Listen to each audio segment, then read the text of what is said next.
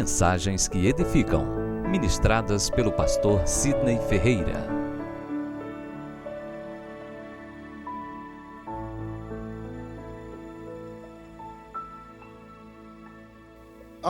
Estudando o Pentateuco é a Torá, são os 5 principais livros, do judeu, que significa a representação da lei. É Gênesis, Êxodo, Levítico, Números e Deuteronômio. Nesse livro que será lançado, a gente não viu somente Gênesis, Êxodo, Levítico, Números e agora está vendo Deuteronômio, como a gente viu, introdução a Pentateuco e o panorama do Antigo Testamento, para que você possa ter uma noção, se situar no tempo e no espaço e não se sentir perdido. Então é uma sequência bem interessante. E hoje estaremos concluindo o Pentateuco, que são justamente os 5 primeiros livros. Então vamos lá. Espero que os irmãos possam alcançar pela projeção. Deuteronômio é o 5º livro das Escrituras Sagradas, cujo sentido deriva-se do vocábulo hebraico. Alguém consegue ler aí? Eu também não, ok? Devarim, e do grego, alguém consegue ler aí? Deuteronômio. A mesma expressão é adotada pela Vulgata Latina. A Vulgata Latina foi a transliteração dos vernáculos originais, as línguas que a Bíblia foi escrita, as 3 principais línguas, o grego, o hebraico e o aramaico. E foi transliterada para a língua latim, que é uma das maiores versões existentes.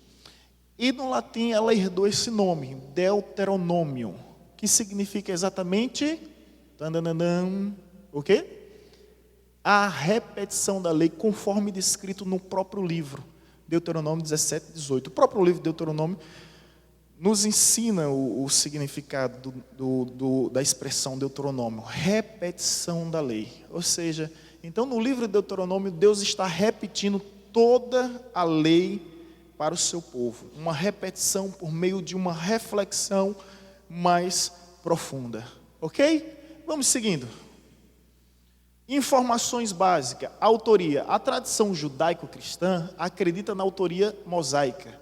O próprio livro apresenta as reivindicações de Moisés como seu autor. Quem tem um livro, quem tem apostila, pode observar, se tiver maior curiosidade, em sua casa, que Deuteronômio capítulo 1, versículo 5, 31, versículo 9, versículo 22 e 24, o próprio Moisés, o próprio livro em si está reivindicando essa autoria. Disse Deus a Moisés, Moisés começou a escrever, então, para que não haja dúvida. Os escritores do Novo Testamento atribuem a autoria do Pentateuco a Moisés, e o próprio Jesus atesta a autoria do livro Deuteronômio a Moisés. Lá em Mateus 19, versículo 8, Jesus fala justamente assim como vos disse Moisés, e esse texto está correlacionado justamente a uma palavra que se encontra no livro de Deuteronômio, ok? E sempre quando a gente faz essa abordagem, é interessante que os irmãos entendam que existe algumas observações que foram apresentadas ao longo da história por críticos, que não acreditavam que Moisés tinha escrito o livro de Deuteronômio.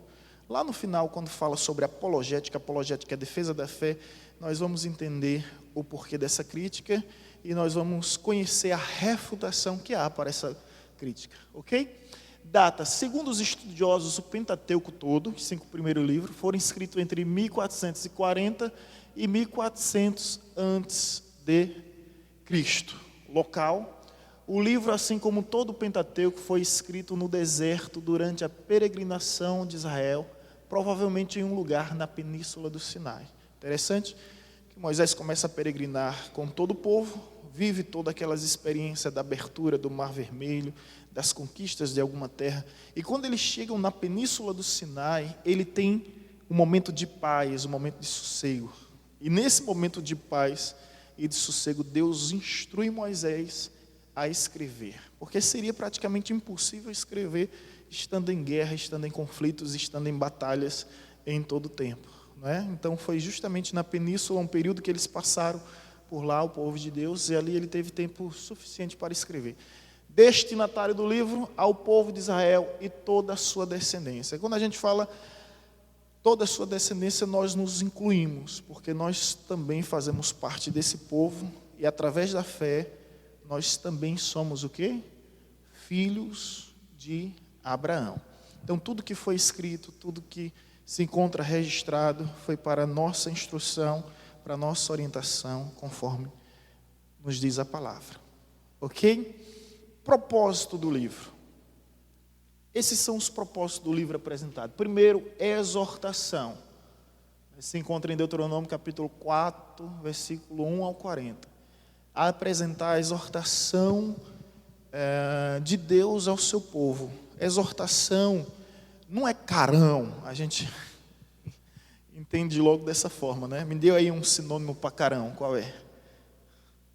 Não é uma reclamação, não é um sermão, não é bronca, né? Exortação é admoestação, exortação é uma orientação. Então o livro de Deuteronômio ele é baseado na exortação de Deus ao seu povo.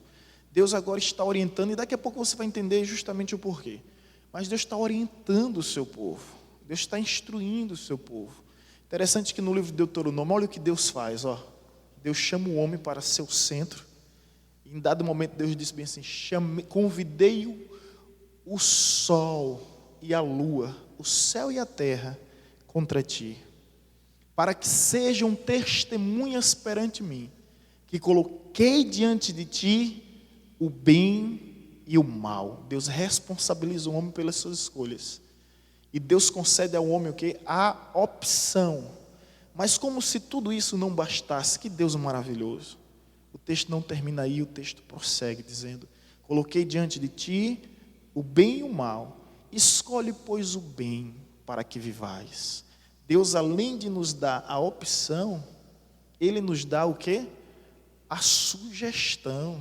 Ou seja, é incrível essa soberania de Deus, responsabilizando o homem por suas escolhas, né? Tá o bem e o mal, porém não se esqueça de uma coisa: o sol, a lua, o céu e a terra toda será testemunha contra ti perante mim, se escolheres o mal. Ou seja, meu irmão, no final de tudo, como já disse um pensador, só vai para o inferno aquele que quer ir para o inferno. Porque tudo que Deus poderia fazer para resgatar o seu povo, fez. Não haverá, resumindo, para que você possa compreender melhor, não haverá inocentes no inferno. Amém? Deu para entender, né? Então vamos prosseguir. Exortação. Segundo, eleição, revelar a eleição de Deus ao seu povo. Se encontra em Deuteronômio 7, 5. Capítulo 7, versículo 5 ao 11. Eleição. Qual o objetivo aqui? Deus apresentar à nação de Israel que eles eram diferentes. Era um povo escolhido, era uma nação eleita, era uma raça exclusiva de Deus. Então, no capítulo 7 nós encontramos isso muito explícito, muito nítido, ao ponto de Deus falar: vocês são diferentes de todos os povos, vocês carregam o meu nome, eu vos escolhi, eu vos dei um nome, diferente de todas as demais nações, vocês são minhas, vocês são a única nação na terra que pode dizer propriedade particular do Senhor. Em todo tempo vai descrevendo a eleição de Deus através da nação de Israel, a vocação de Deus à nação de Israel. Deus escolheu, e aí os profetas, em toda a Bíblia, vai mostrar o quanto a nação de Israel foi escolhida pelo Senhor, né? O quanto Deus desejou se revelar e se revelou, né? Os maiores profetas passaram pelo Israel. A lei foi revelada a Israel. Jesus veio de Israel. Se analisarmos tudo, a história começa lá e a história termina lá, né? Então você vai ver realmente esse cuidado de Deus em todo o livro. Outro detalhe: amor. Relata o amor de Deus para com o seu povo. Deuteronômio 10, 12, 15. Vamos ler esse. A gente não pode ler todos, mas alguns nós vamos insistir a leitura. Deuteronômio capítulo 10,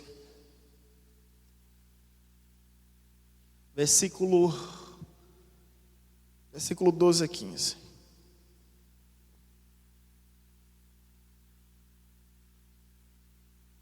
Amém? Agora, pois, ó Israel, que é que o Senhor requer de ti? Não é que temas o Senhor teu Deus, e ande em todos os teus caminhos, e o ames, e sirva o Senhor teu Deus de todo o teu coração e de toda a tua alma, para guardares o mandamento do Senhor e os seus estatutos que hoje te ordeno para o teu bem? Para que, meus irmãos, para que as leis? Para que os estatutos? Para que as ordenanças? Para que os preceitos de Deus? Você sabe para quê? Para o nosso bem. Para o nosso bem.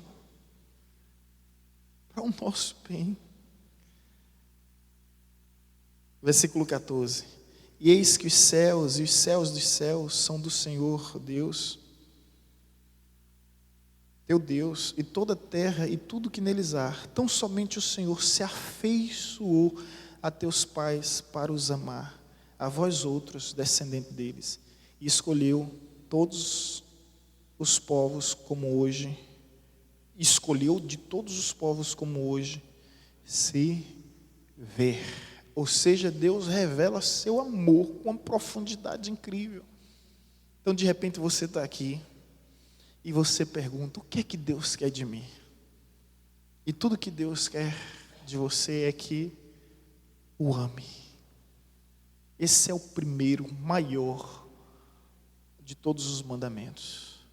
Amar a Deus sobre todas as coisas, de todo o seu coração, com emoção, meu irmão. Adorar a Deus com emoção, de toda a sua mente, adorar a Deus com inteligência mesmo, com conhecimento, e de toda a sua força. Adorar a Deus, às vezes se implica em pegar uma carroça de brito e ajudar a reforma da igreja, alguma coisa desse tipo, sabe? Adorar a Deus com força, da construção, no período da construção da igreja, e sempre que tem uma reforma, coisa linda, é ver os irmãos adorando ao Senhor aqui com força, adorando a Deus com força mesmo. Que coisa linda. É verdade que não sou muito que vem, mas aqueles que vêm não economizam, né? Dão o melhor de si, e louvado seja Deus por isso. O que Deus quer de você?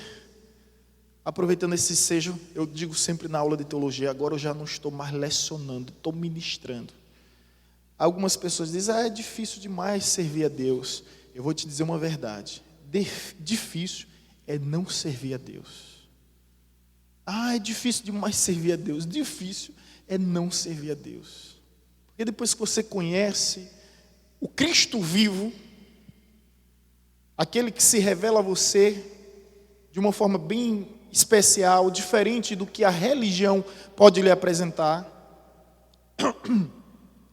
aí a partir de então você vai ver que é impossível conhecê-lo e não amá-lo. É impossível amá-lo e não segui-lo. É impossível. Mas, para que os irmãos possam entender, eu gostaria de falar ainda, ministrar aqui sobre esse texto, né? Para o versículo 13: para guardares os mandamentos do Senhor e os estatutos que hoje te ordeno para o teu bem.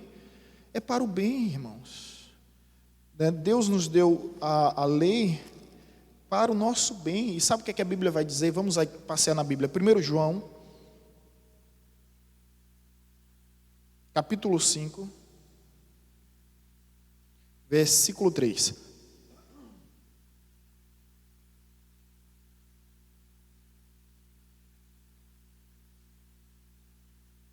Primeiro João capítulo 5, versículo 3.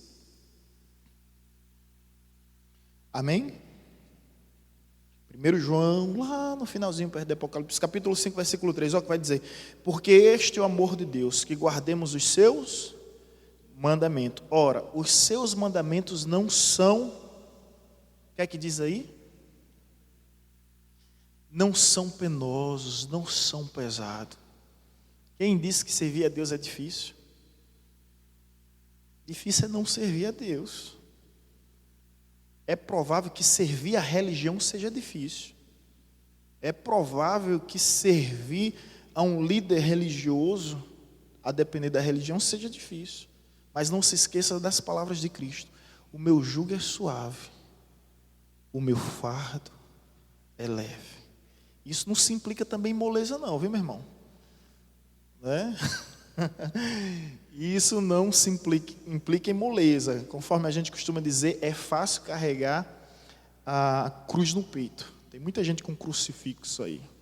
Difícil é ter peito para carregar a cruz. A porta ainda é estreita e essa porta não passou por reforma, não se submeteu a uma reforma.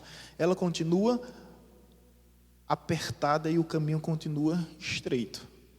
Então, isso não significa que é moleza. O evangelho não é moleza, porém não é pesado, não é penoso. Você ser guiado, ser instruído. Então tudo que Deus escreveu foi para o teu bem, filho. Não tenha dúvida disso, ok? E Deus, em todo o livro de Deuteronômio, revela o seu amor, exortação, eleição, amor. E agora, quarto propósito, aliança. Manifestar a aliança de Deus para com o seu povo. Ou seja, Deus renova toda a aliança que estabeleceu com o seu povo. E Deuteronômio é um livro de transição. Moisés está preparando o povo para agora sim, definitivamente e finalmente entrar na terra prometida, na Canaã, a terra que mana leite e mana mel. Eu pensei durante muito tempo, está vendo aí, que o leite era da vaca e que o mel era da abelha. Aí nessa viagem que nós fomos a Israel, graças a Deus, 5 irmãos dessa igreja estão indo esse próximo mês para Israel.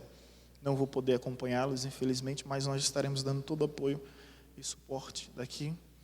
Aí lá descobrimos que o leite não é, descrito na Bíblia, não é o da vaca, é o da cabra, bem mais nutritivo. E que o mel não é da abelha, a abelha nem tem lá na região. O mel é da tâmara. E que fruta gostosa, irmãos. Pensa uma coisa deliciosa. Todo café da manhã era com tâmaras. Disponível. Que fruta diferente. Aí eu disse, meu Deus, olha, precisei vir para aqui para conhecer, não sabia, né? Provável que algum... olha aí, uma novidade, a Rua das Mangueiras vende tâmaras, né? Vai lá, uma loja de produtos naturais, experimenta, aí você vai experimentar da terra aqui, mana leite e mana mel. E Deus renova a sua aliança para com o seu povo, e nós vamos entender um pouco melhor isso à frente. A estrutura do livro. O livro é baseado justamente nisso aqui, ó, irmãos. Passado, presente e futuro.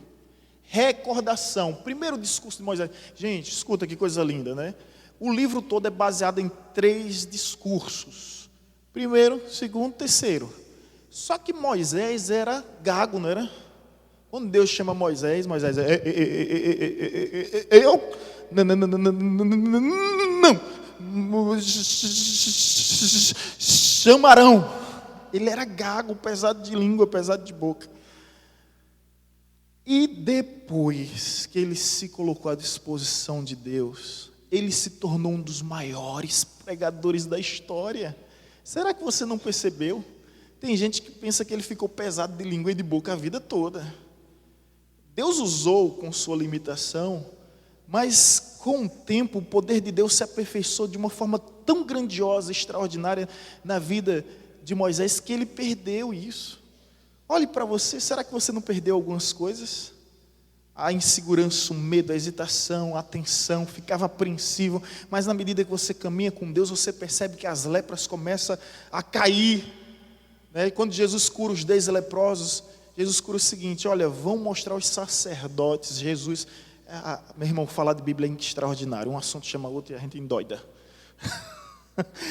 Quando os 10 leprosos, né, estavam clamando por Jesus, Jesus disse, mostre aos sacerdotes. Jesus respeitava a autoridade. Mostrem aos sacerdotes. Jesus poderia simplesmente curá-los, mas diz, mostrem aos sacerdotes. E deu uma palavra de ordem. E na medida que eles não foram curados simplesmente porque recorreram a Jesus. Escuta isso. Eles não foram curados simplesmente porque recorreram a Jesus. Eles foram curados porque obedeceram à instrução de Jesus. Tem muita gente que recorre a Jesus e não alcança as bênçãos de Jesus. Por quê? Porque não estão seguindo as instruções de Jesus. Consegue entender isso? Quando eles recorrem a Jesus, Jesus dá uma palavra de instrução. Quando eles seguem a palavra de instrução, e Jesus respeitando a autoridade que existia na sua época, e aqui ele se submete à classe sacerdotal. Vão até o sacerdote, que eram como médicos, precisavam avaliar para autorizar que aqueles homens voltassem para a sociedade, porque um leproso era banido do convívio social, era banido da sua casa e da sua família. Agora, quem olha assim, não entendeu o caráter de Deus. Deixa eu te explicar em poucas palavras. Quando Jesus estava na ceia, na última ceia para Judas, há quem pense que Jesus mandou Judas traí-lo. O que é que Jesus disse a Judas? O que tem que fazer, faze logo. Deixa eu te dizer uma coisa, gente, eu estou me arrepiando aqui, me estremecendo. Quando a luta está aqui, você consegue brigar. As tentações, as provações. Mas quando desce para aqui, já era, meu irmão. Quando a Bíblia diz, Deus endureceu o coração de Faraó. Que Deus é esse? Cruel, algoz, carrasco, tirano, para endurecer o coração do homem. Não, o coração de Faraó já era duro e Deus disse, eu não vou mudar. Ele que se responda diante de mim no dia do juízo final. Aí quando a gente lê a Bíblia e Deus endureceu o coração de Faraó, não, Deus não interferiu. Aí quem lê a Bíblia dessa maneira irresponsável, superficial e artificial vai entender o seguinte, eita, Jesus mandou Judas traí-lo. Foi isso? Aparentemente sim, não é verdade? O que tem que fazer, Judas, faze logo. Judas pensou assim, como é que ele sabe que eu estou planejando isso? Além de entregá-lo, vou ganhar 30 moedas, só tenho a lucrar. Foi o que Judas fez? Correu e entregou Jesus. Disse aonde Jesus estava. Está vendo como é sério? Aí alguém pensa, lê o texto. O que tem que fazer, faz logo. Aí pensa, não.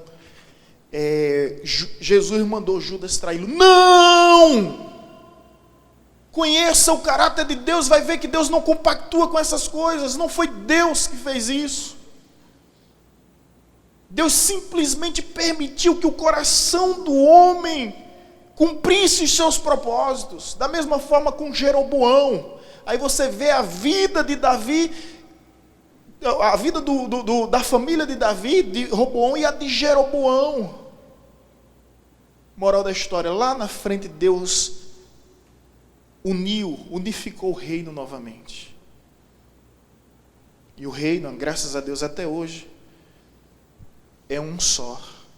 Mas há pessoas que estão pensando dessa forma. Como Deus fez com Roboão e com Jeroboão, Ele está fazendo comigo, então eu vou lá e vou fazer porque essa é a vontade de Deus. Deus não é Deus de divisão, gente. Nunca será. Ok? Vamos para a próxima página. Visão panorâmica dos livros históricos. Está aqui os livros históricos. Nós vamos aprender a abreviar. Dá para ver, gente? Dá? Que bom. Então, os livros históricos abreviados, tá? Lembra-se sempre, Josué, JS, Juiz, JZ, ok? Aí vem Ruth e vem a sequência. Datas em que esse livro foi escrito. Aproximadamente 1370 a.C. Aqui tem as datas. Autor. Quem escreveu Josué? O próprio Josué. Quem escreveu Juízes, você vai ver uma interrogação, porque existe essa discussão se realmente foi Samuel. Mas está ali, Samuel e Ruth. Alguns acreditam que Jeremias escreveu uma parte desses livros, mas existe essa discussão no mundo teológico, e aqui a gente só vai colocar uma interrogação quando tem dúvida. Ok? Primeiro Samuel, quem escreveu? Samuel. Segundo Samuel, quem escreveu? Samuel. Aí aqui entra a polêmica. Pastor, em 2 Samuel narra a morte de Samuel. Ele, porventura, escreveu sua própria morte? É a mesma polêmica de Deuteronômio com Moisés. Moisés escreveu Deuteronômio e Deuteronômio fala sobre a morte de Moisés? Como assim? Bom, com certeza havia um copista auxiliar que fez aquilo. Isso é muito comum. Querem ver? Vamos descobrir a Bíblia. Romanos. Quem escreveu o livro de Romanos? Paulo? Ok, vamos lá. Tem certeza disso? Posso perguntar aos universitários? Quem escreveu o livro de Romanos? Paulo. Vamos lá. Romanos capítulo 1, versículo 1. Eita, Jesus, aí eu já paro de lecionar para ministrar. Paulo, servo de Jesus Cristo, chamado para ser apóstolo, separado para o evangelho de Deus. Olha, pastor Reinaldo, escuta isso. Olha como Paulo se apresenta. Hoje eu fico olhando alguns personagens se apresentando. Eu sou o apóstolo, eu sou o bispo. Chega e fala de boca cheia. E é cada figura que só Jesus na causa. Um diácono da igreja dá surra de Bíblia nesses personagens, da evangelizadora. Paulo, primeiro lugar, a pessoa. A pessoa, quando pega teu RG, quando pega teu CPF, que nome está lá? A pessoa. Vai no cartório, que nome está lá? A pessoa. Primeiro lugar, a pessoa. Segundo, a função. Paulo, servo de Jesus Cristo. Terceiro, o título. Chamado para ser apóstolo. Ei, você é uma pessoa. Não resuma a sua pessoa a um título. A um título. A um título. Teve pessoas que esqueceram que eram pessoas dentro de casa e queriam até disciplinar o marido. Tem uma pastora nessa cidade, né? Está divorciada. E disciplinava o marido quando discutia com ele. Está disciplinado. Está disciplinado. Esqueceu que é uma pessoa. Em primeiro lugar, pessoa. Estão entendendo, irmãos? Você é uma pessoa. Eu lá em casa eu sou pai, eu sou marido, entendeu? Sou uma pessoa, não deixo de ser um homem de Deus, mas eu sou uma pessoa. Fica à vontade, ande de bermuda, de samba canção é que chama? Pijama. Pessoa. Meu Deus, eu digo isso, Braz, porque tem camarada que dorme de paletó e toma banho de terno. Aí os irmãos riem pensando que eu estou exagerando, mas é verdade, gente. Quando eu conversei com o indivíduo dele, ele disse, vai que Jesus volta quando eu estiver no banheiro. Então tomo com roupa e tudo. Parece brincadeira, né, gente? Tem uma igreja ali, eu não vou dizer o nome, mas que as mulheres não fazem axilas, não depila. Imagine você passar a mão nas pernas da sua esposa, cheia de cabelo. Está amarrado! Sabe, que coisa terrível. Coisa terrível. Gente, é sério isso, tá? É triste. Então, Paulo, servo, pessoa. Segundo, função, título. A ex-prefeita de Glória, Ana Vilma, chegou para mim, pastor Sidney, tudo bem? A gente se encontrou em algum evento. Eu disse, tudo bem. Eu disse, o senhor ainda é pastor? Eu, pela misericórdia, até Jesus voltar, eu tenho certeza que serei. Ela disse, não, porque o pastor Átila Brandão, lá de Salvador, ele se tornou bispo. Hoje é o bispo Átila Brandão, e o senhor ainda é pastor. Aí eu entendi o que ela queria dizer. Aí eu disse, minha irmã, Deus me deu resposta na hora, não foi de mim não. Eu disse, minha irmã, eu não posso querer ser mais do que Jesus. Se Jesus se revelou como um bom pastor, eu procuro ao menos ser um pastor bom. Isso. E aí os títulos criando uma hierarquização dominante, ditatorial, totalitária dentro da igreja. É terrível isso. Lógico que a gente sabe que existe uma questão de liderança, né? Mas o objetivo do título é esse. Aí quando você olha para o apóstolo Paulo, servo de Jesus Cristo. Mas voltando ao assunto, quem escreveu Romanos? Capítulo 1, versículo 1. Agora vamos caminhar. Vamos lá para Romanos capítulo 16, versículo 22.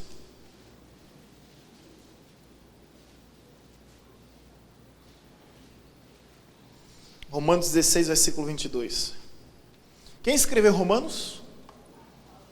E o que é que está escrito aí em Romanos 16, 22? Eu, Tércio, que escrevi esta epístola, vos saúdo no Senhor. Danou-se, como diz certo dia. Paulo e Tércio, o que é isso? E agora? Confusão, né, gente? Confusão. E agora, como se resolve essa situação? Hã?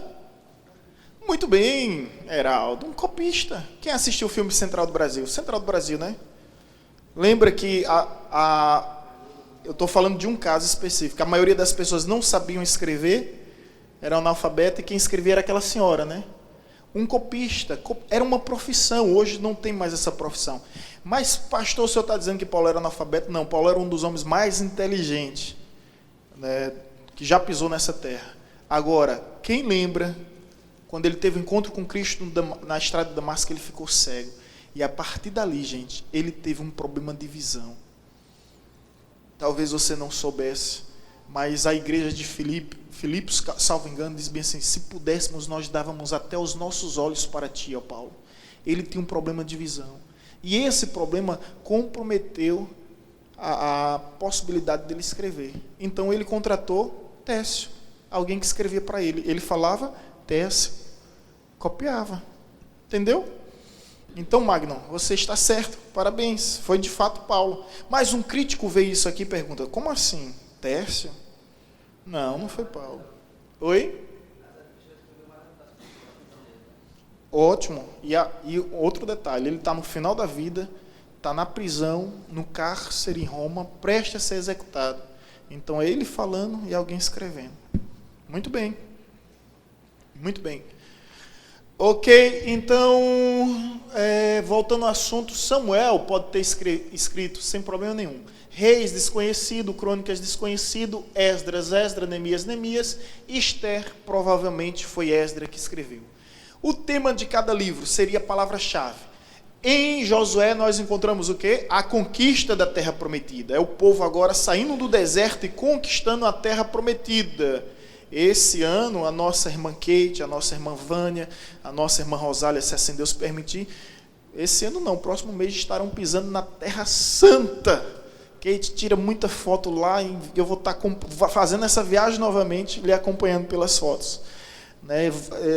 E tenho certeza que é incrível, sem querer ser místico, né? Mas alguma coisa acontece quando a gente pisa naquela terra e a gente não volta da mesma forma.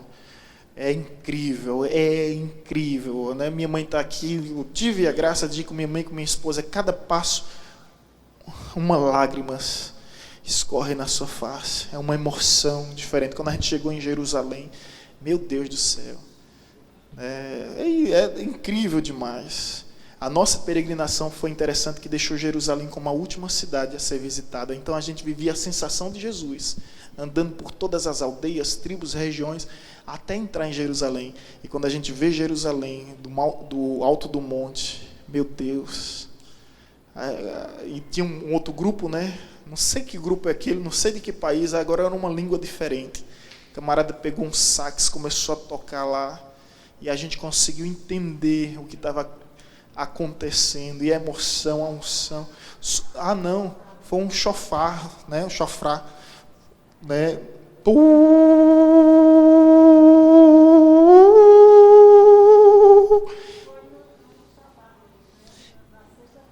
Isso, verdade. Maria José é fera. Foi no Sabá e a gente ceiou lá. Que coisa incrível, gente, vale muito a pena. Vá e você não vai nunca se arrepender. É a viagem que marca a sua vida. Juízes é inconstância, ó. Em cima, embaixo. Em cima, embaixo. Ô, raça ruim, viu? Juiz revela que a gente não presta. Era um juiz mau, um juiz bom, um juiz... É uma inconstância terrível durante esse período. Quando a gente estudar juízes, a gente vai ver. Samuel é a redenção da nação de Israel agora. Eli, sumo sacerdote, mau, perverso. Ele não era mau e perverso. Qual foi o problema dele? Oi? Os filhos, é verdade. Eli não era... Gente, olha para mim. Eli não era uma pessoa ruim. Não era uma pessoa má. Sabe qual era o problema dele? Ele fazia tudo certinho. Só que ele era relapso, negligente, displicente. Aí se cumpre a palavra de Jeremias 48:10. Maldito aquele que faz a obra de Deus relaxadamente. É aquele que deixava o povo à vontade. Se fosse um pastor de hoje, pastor, os jovens estão fazendo isso e aquilo. Deixa, são jovens, deixa à vontade. Pastor conivente, seus filhos estavam na farra ali. Ai, menino, vão crescer. Conivente, gente. E pagou um alto preço, não foi? A Bíblia diz que Eli amou mais os filhos do que a Deus. Já não estou mais lecionando. Quando você ama algo ou alguém acima de Deus, Deus vai pedir, seja quem for. Lembra de Abraão? O sonho de Abraão era ser pai. Deus atendeu sua súplica e fez com que ele se tornasse pai. Mas quem entender um texto, ou com toda a história, vai perceber que depois que Abraão se tornou pai, ele não subia mais no monte para adorar a Deus. Ele continuava fazendo seu sacrifício, mas ele não subia mais no monte. Aí o que é que Deus pede? Isaac. Deus queria Isaac? Não. Deus queria Abraão de volta. Quando você coloca algo acima do seu amor com Deus, não tenha dúvida, Deus vai pedir de volta. E a Bíblia vai falar isso. Eu não me recordo bem um texto em Salmo. Quando a gente coloca algo acima de Deus, Deus pede, seja o que for. Às vezes o trabalho, às vezes a sua profissão, às vezes um bem material que Deus lhe deu, você simplesmente colocou acima do Senhor. E aí, meu irmão, não tem como. Deus pede de volta. Vamos ver isso? Salmo 39, versículo 11.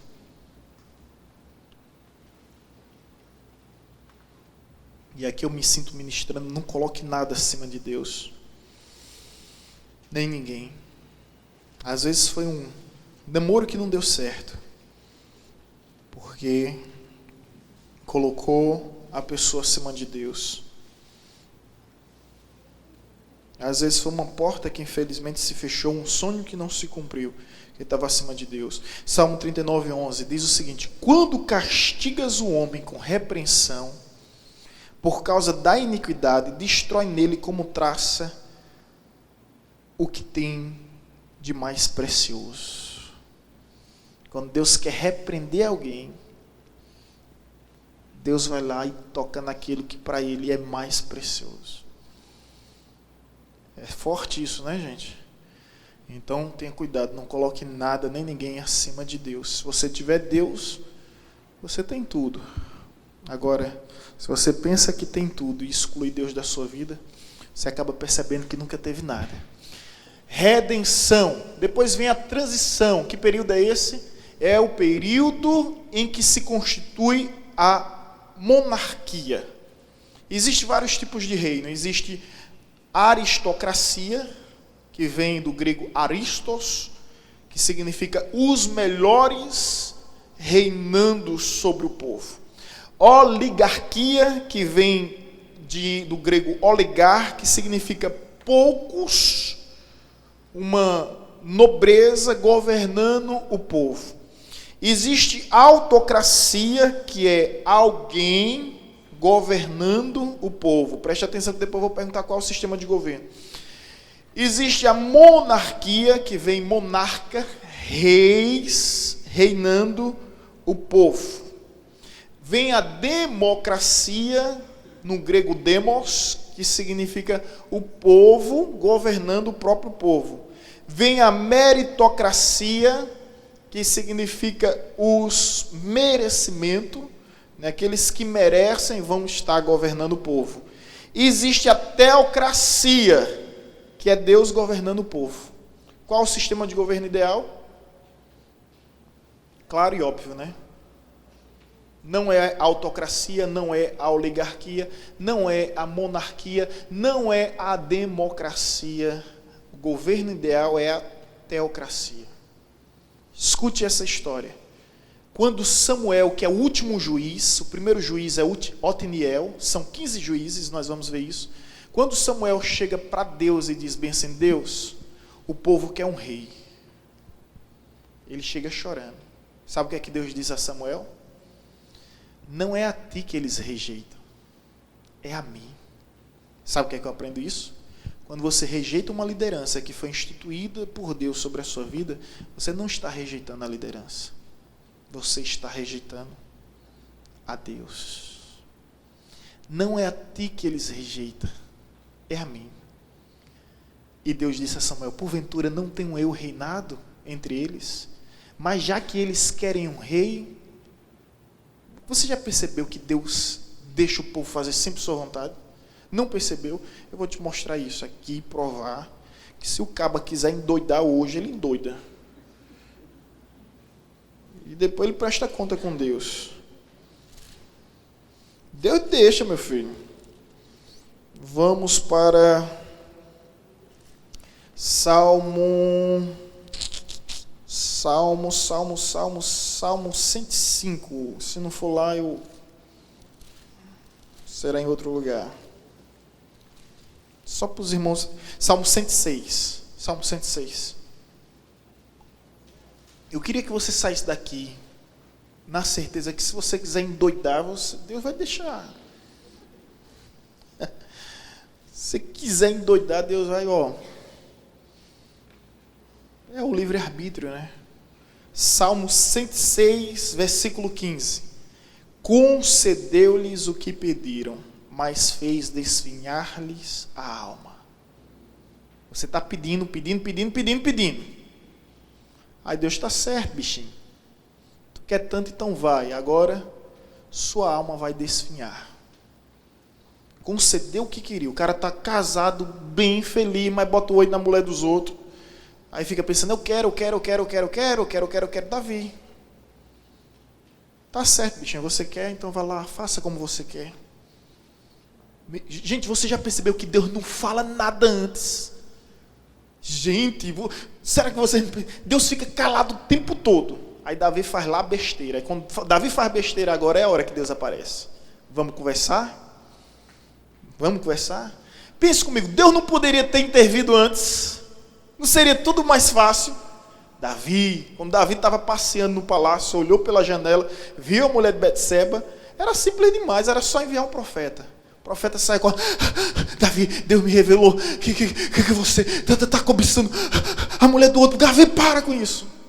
Davi: amém, Senhor. Mas Deus ficou calado. Faça.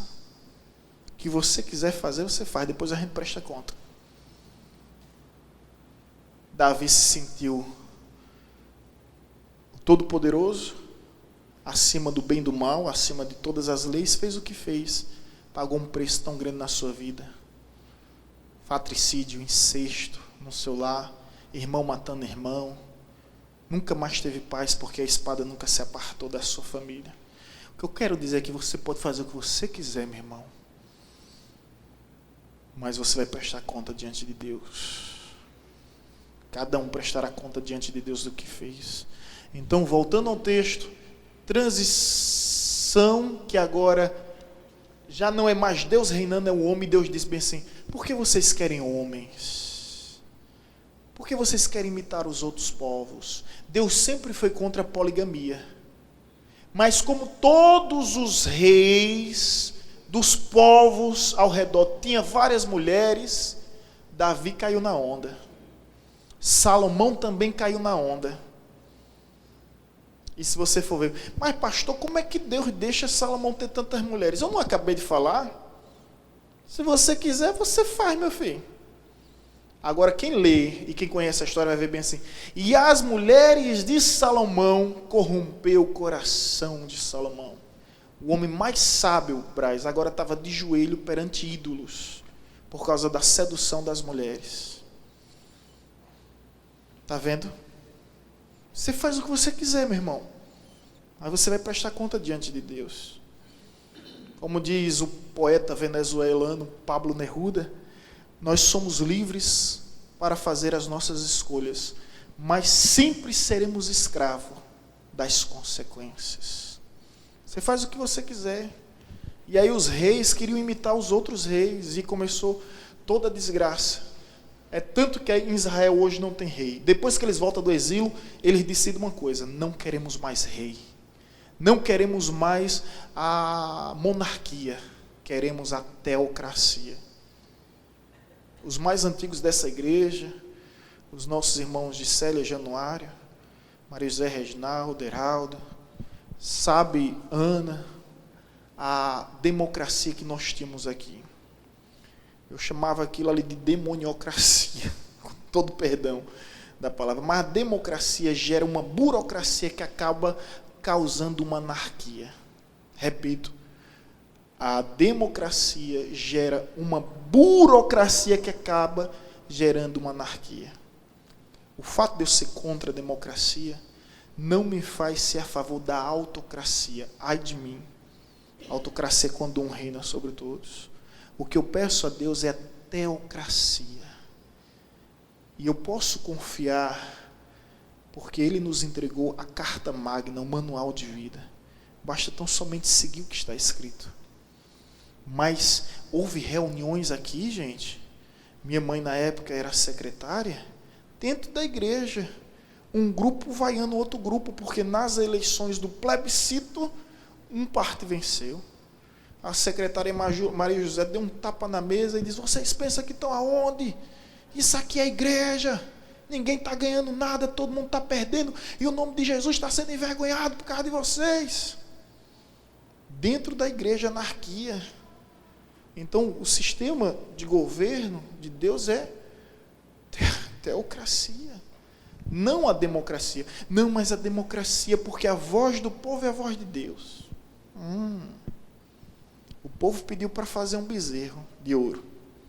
Arão, democrata, vocês querem fazer o bezerro? Queremos. Então façam. A voz do povo é a voz de Deus. Aí quando vem Moisés, nem autocrática nem democrática, mas teocrata, pegou as tábuas da aliança, danou no bezerro, despedaçou o bezerro. Em outras palavras, é como Moisés dissesse: não é a minha vontade, nem a vontade de vocês, mas a vontade de Deus nesse lugar. Entendeu? E aí a história é importante, porque ela vai nos ensinar onde erramos, para que a gente não cometa o mesmo erro. Mas a voz do povo é a voz de Deus, está certo. Pilatos pensou da mesma forma. O que é que vocês dizem? E o povo lá: crucificam. O povo que há uma semana viu Jesus entrando em Jerusalém dizia: Hosana, Hosana nas alturas, bendito seja aquele que vem em nome de Deus. Agora, uma semana. Né? Uma semana não, gente. Isso foi no domingo, que é o chamado Domingo de Ramos. Na sexta-feira, né? Sexta-feira da Paixão. Não, na sexta-feira não. Na quinta-feira que foi o julgamento. O povo já dizia: crucifica, crucifica, crucifica. Cuidado com essa ideia de que a voz do povo é a voz de Deus. É a mesma coisa que a pessoa diz: eu estou ouvindo a voz do meu coração, pastor. Ai, meu Deus. Jesus. Pastor, estou numa dúvida, mas eu vou ouvir a voz do meu coração. Ô, meu irmão, ouça qualquer voz menos do seu coração. Porque o coração do homem é enganoso. Quem conhecerá o coração? Eu, Senhor, perscruto o interior, sondo a alma. Cuidado! A ideia humanista e hedonista, os sistemas que regem Hedonista são os prazeres, humanista é o homem, né, como centro. É um antropocentrismo, colocar o homem como centro de tudo. Né? Já não é mais o cristocentrismo, Cristo como centro, nem o teocentrismo, Deus como centro. Mas aí eu estou ouvindo a voz do meu coração, já vi tanta gente quebrar a cara, se dar mal na vida, porque foi ouvir a voz do coração. Eita, e quando se apaixona, o menino está perdido. Ninguém manda no coração, né, pastor? Aí eu disse, eita, Jesus, o diabo manda direitinho. E acabou de mandar. É terrível. Sabe por quê, gente? Ó, deixa eu dizer, se você é cristão, você não vive mais para si mesmo. Nem por si mesmo. Você já não é movido por sensações e emoções, mas pela convicção. Convicção em Deus. Paz não é conveniência, comodidade ou conforto. As pessoas confundem muito isso. Elas querem algo que seja conveniente, que traga conforto, que traga uma comodidade. E aí sabe como é que as pessoas erram muito? Pede a Deus para falar através das circunstâncias. Tem que ser homem e mulher e tomar decisão. A pessoa é incapaz de tomar uma escolha. Aí sabe o que ela faz? Não, eu vou pedir a Deus que fale pelas circunstâncias. Eu lembrei de Juninho agora, o filho da irmã Rosália. Está lá na Inglaterra, na época missionário da igreja. Gente, tinha 6 meninas apaixonadas por Juninho aqui na igreja. Aí teve uma que disse bem assim, fez um voto com Deus, sei lá como é que se chama isso. Aí disse bem assim, se ele aparecer com a camisa vermelha, é ele. E Juninho gostava da camisa vermelha. Ele só usava aquela camisa vermelha. De repente, Juninho vem com aquela camisa vermelha. Eu cheguei para essa irmã e disse, só uma pode estar certa. As outras estão tudo endemoniadas. Moral da história, nenhuma das 6 estão na igreja. Nenhuma das 6. Foram as que me procuraram, dizendo que tinha revelamento, profetagem, visagem e tudo. Nenhuma delas. Mas o que eu estou querendo trazer como lição aqui, quando a pessoa coloca as circunstâncias para falar. É complicado, mas tem muita gente fazendo isso. Né? Olha, se hoje não chover em Paulo Afonso, é sinal que Deus está no negócio. Será que vai chover hoje? E antes olhou até a meteorologia do tempo. É sinal que Deus está no negócio. É cada coisa terrível. Pois não, Heraldo? É o crente Zeca Pagodinho, é? Como é que diz? Ah, gostei, Heraldo. Deixa a vida me levar.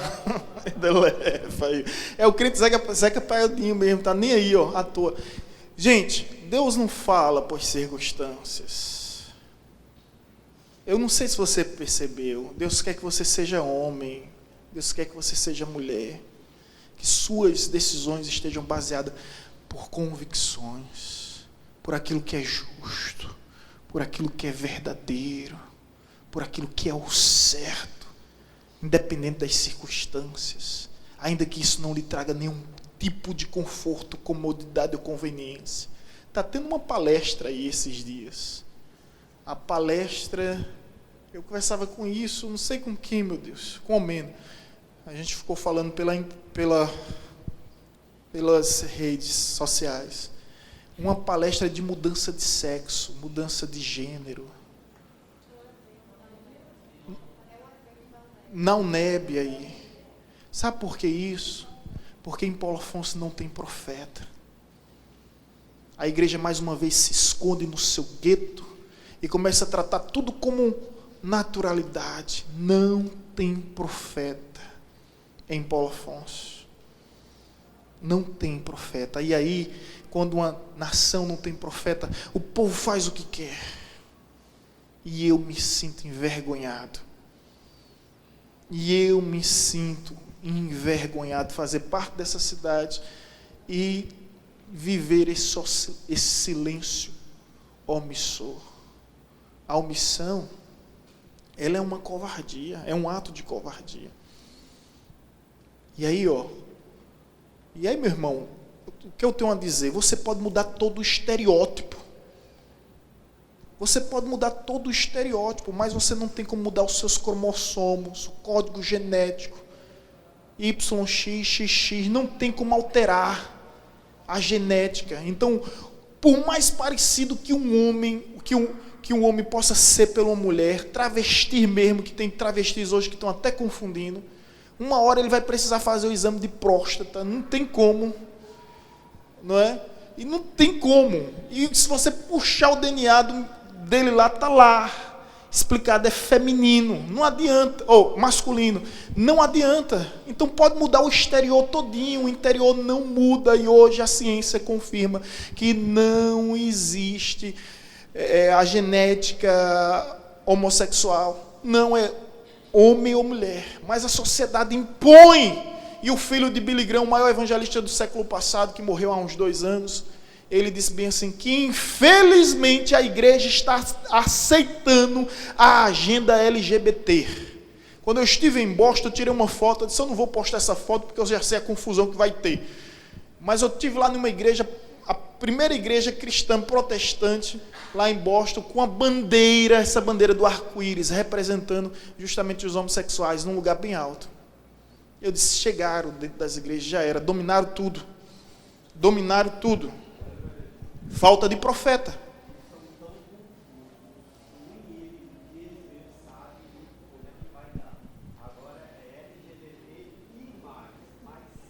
Nem eles sabem o que vem por aí, né?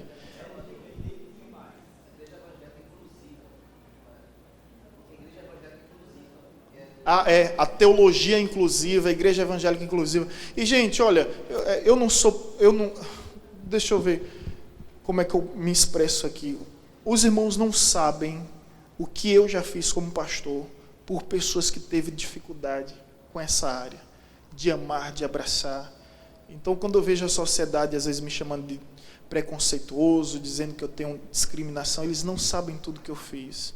Agora, uma coisa é você amar, e quando eu digo bem assim, eu amo, me relaciono bem. Agora, a gente não tem como aceitar com naturalidade aquilo que não é normal. Não é normal. A questão é isso. Você é muito preconceituoso. Eu disse, eu não tenho preconceito. Como é, irmão Saulo? Olha, Saulo aí, não aceita nem gosta, né? Não é preconceito, não. É conceito firmado.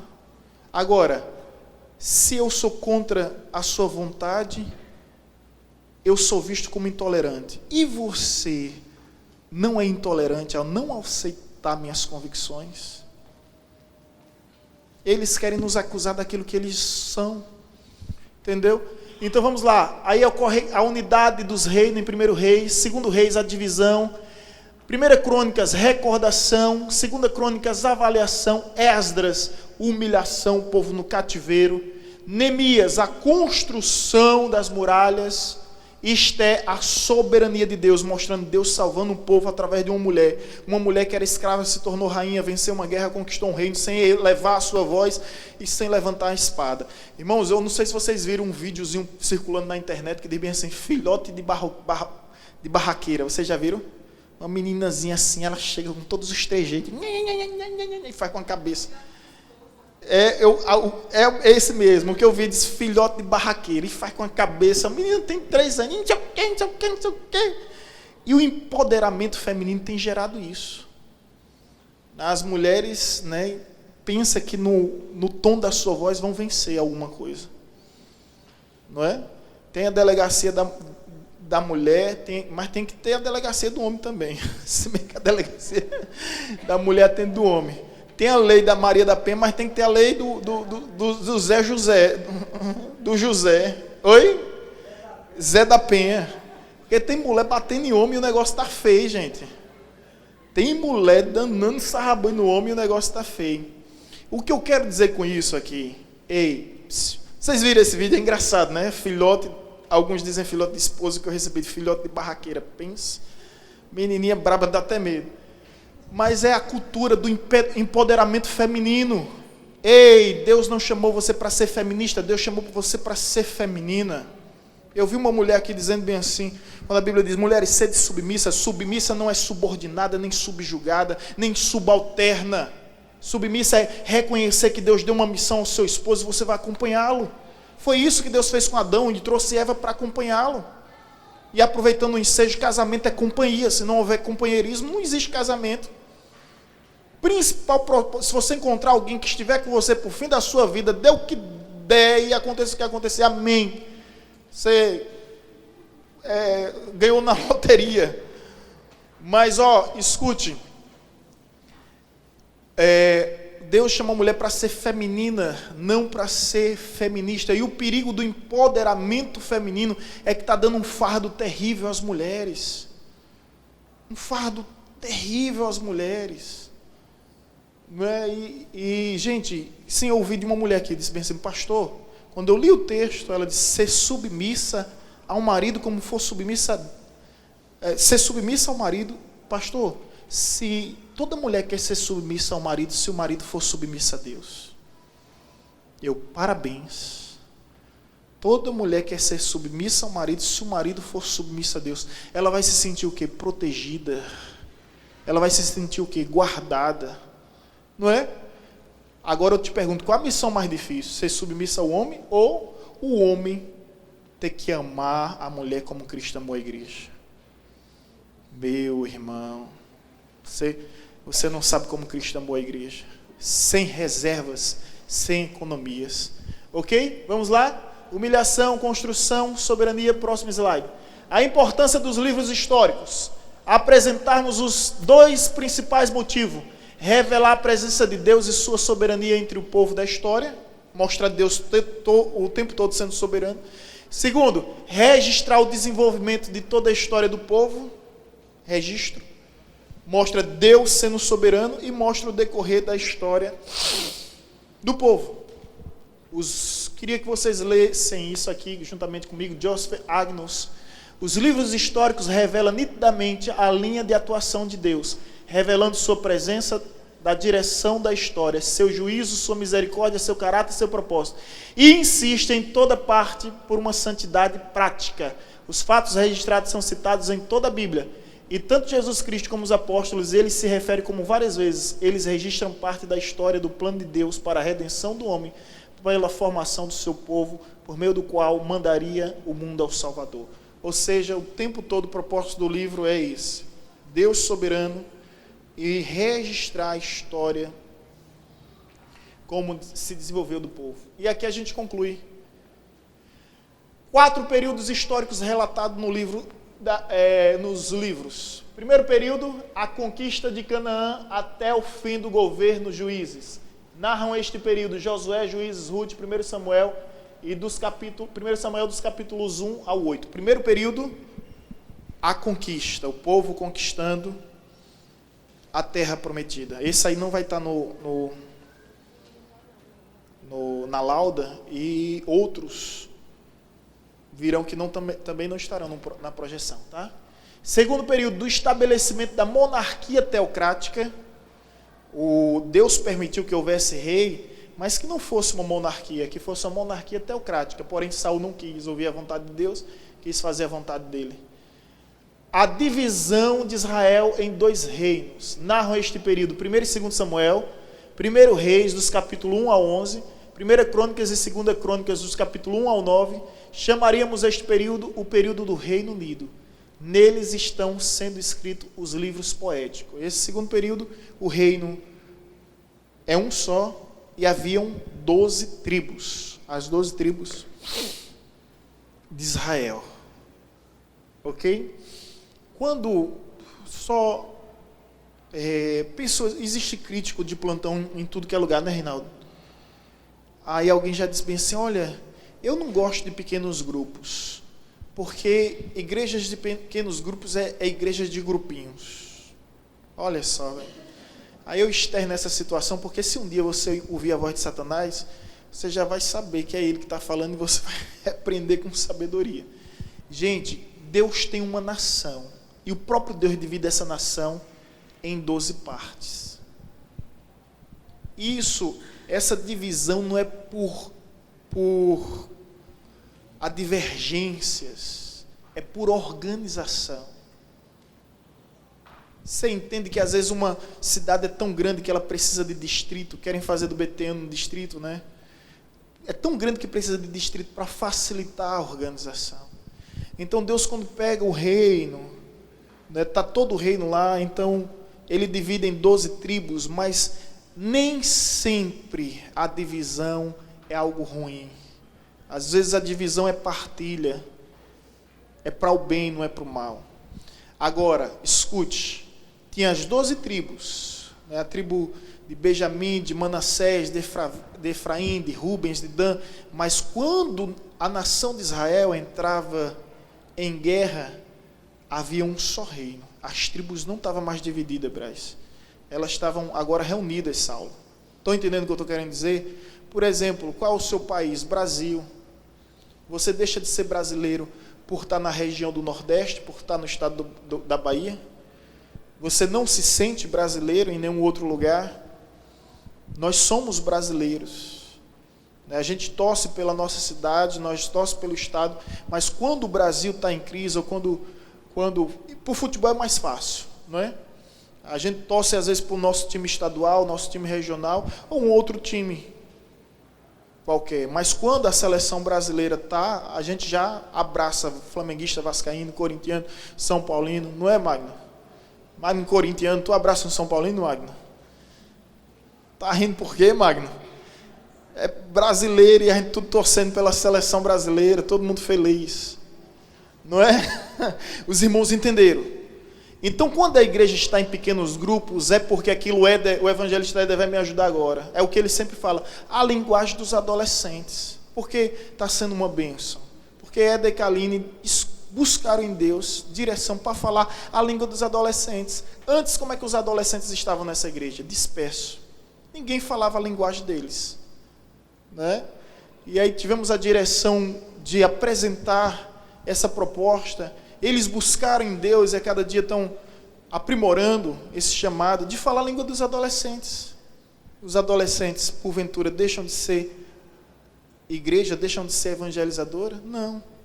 Estão entendendo o que eu estou querendo dizer? Então, cuidado com essas críticas. Então, o próprio Deus aqui, era uma nação só, mas dividiu em 12 tribos. 12 tribos. Isso por organização. Não dividiu para que o povo vivesse dividido. Terceiro período, a divisão dos reinos. O cativeiro babilônico narra este período. É o período pós-exílico. A divisão do reino. Deixa eu lhe dizer uma coisa aqui, irmãos. Quando ocorreu a divisão do reino, a gente vai falar isso melhor no livro de Reis. Isso eu queria convidar demais você. Tem tanto mistério a ser revelado. Quando ocorreu a divisão do reino, 10 tribos ficaram no norte, com Jeroboão, e 2 tribos que foram Benjamim e Judá, ficaram no sul. Quando o reino foi dividido, escute o que eu vou dizer, o peso dessas palavras, o reino ficou fragilizado. O reino ficou fragilizado. Qual é a palavra que você lembra aí? Qual é? Sobre a casa dividida. Muito bem, Heraldo. A casa dividida não subsistirá. Quando a nação foi dividida, os outros povos ouviram isso. Eles estão fracos, é hora de avançar. Os sírios invadiram o norte. Os assírios, perdão, invadiram o norte. E os babilônicos invadiram o sul. Não foi simultaneamente, houve uma diferença, um intervalo de tempo que nós vamos ver isso. Agora, por que isso? Por quê? Porque o povo se dividiu. Hoje, quem são os nossos inimigos? São espirituais. Agora, deixa eu aplicar isso, ministrar aqui rapidinho, nós estamos concluindo. Quando o marido discute com a esposa, quem são os nossos inimigos? Efésios 6,12. A nossa luta não é contra carne, nem contra sangue, é contra principados e potestades, dominadores deste mundo tenebroso. Você está discutindo com sua esposa, o reino está fragilizado dentro da sua casa, ou então você discutindo com o seu esposo, não é vice-versa. O inimigo está vendo, o inimigo vem avançando. Quem ele atinge?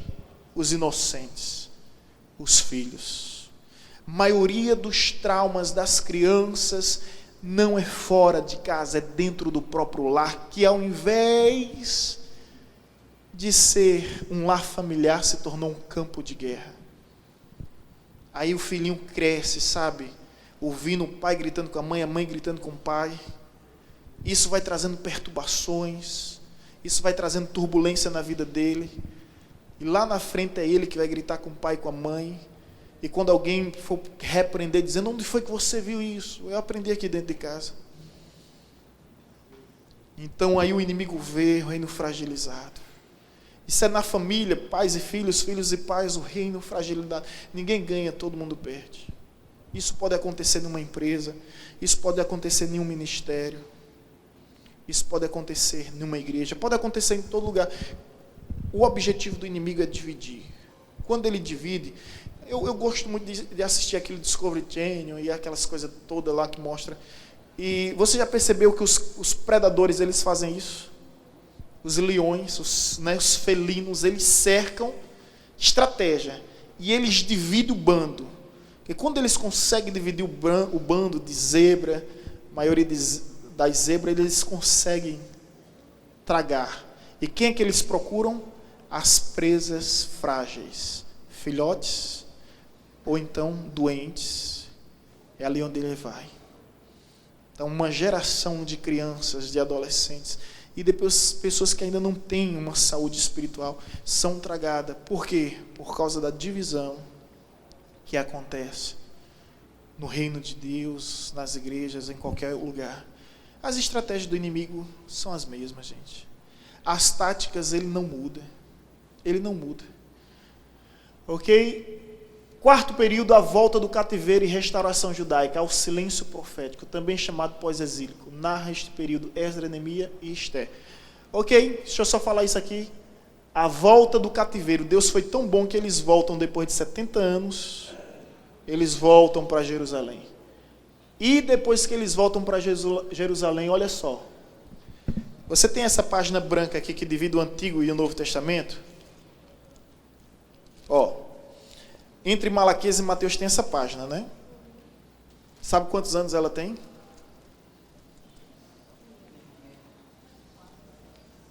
Sabe quantos anos essa paginazinha tem? 400 anos. Isso Deus em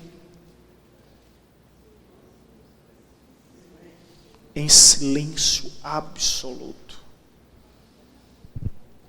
Deus passou esse tempo todo em silêncio por causa da rebelião e da rebeldia do seu povo. Deixa eu só concluir aqui. Deus é maravilhoso demais. Como é bom andar com Deus. Como é bom servir a um Deus de amor, de misericórdia. Que depois de 400 anos de silêncio, eu não sei, eu lembro muito do silêncio da minha mãe. É opressor, gente. Às vezes a gente queria alguma coisa, ela ficava em silêncio, né? É opressor. E de vez em quando eu faço esse mesmo silêncio com o Gabriel e Baia. Fala, pai. Agora 400 anos em silêncio. Meu Deus. Gente nasceu, gente morreu e Deus... Você já percebeu quando o professor fica em silêncio na sala de aula? Só um momento. O professor fala, né? Mas tem uma hora que ele fica em silêncio. Digam aí, magistrados, que momentos são esses? Quando ele está aplicando a prova, ele fica em silêncio.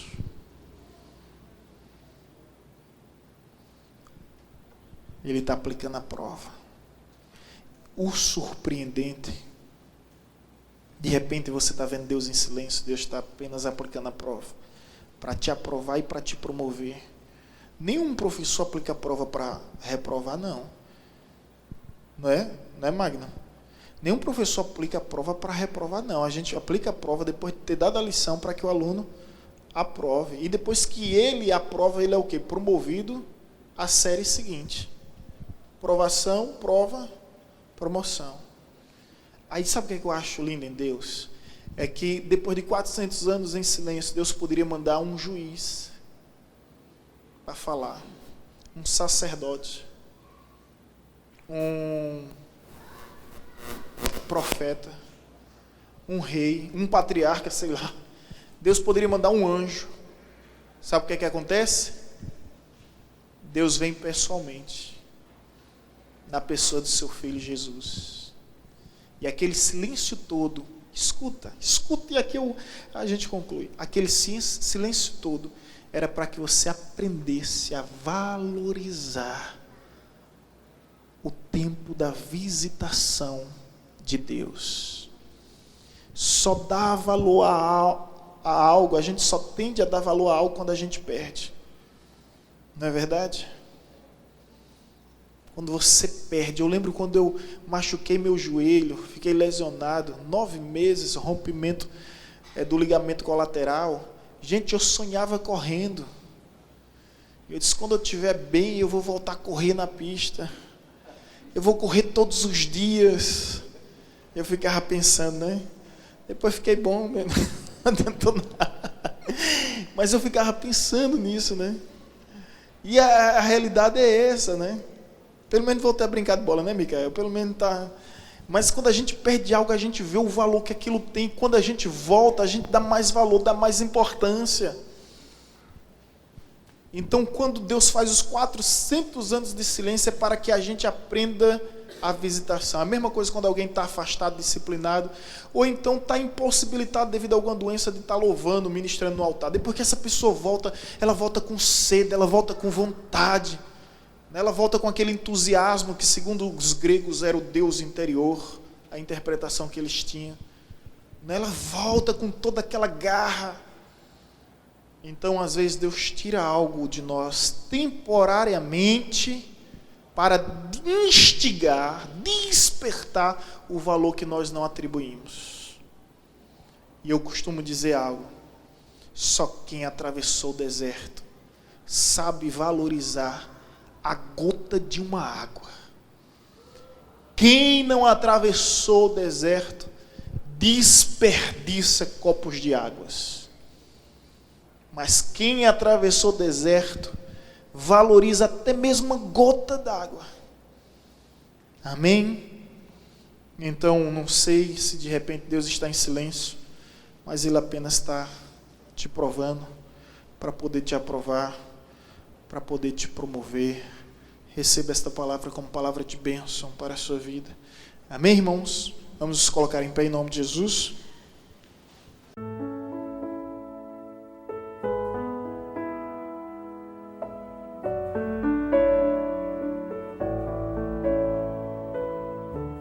Você acabou de ouvir uma mensagem ministrada pelo pastor Sidney Ferreira, da Igreja Batista Evangelizadora.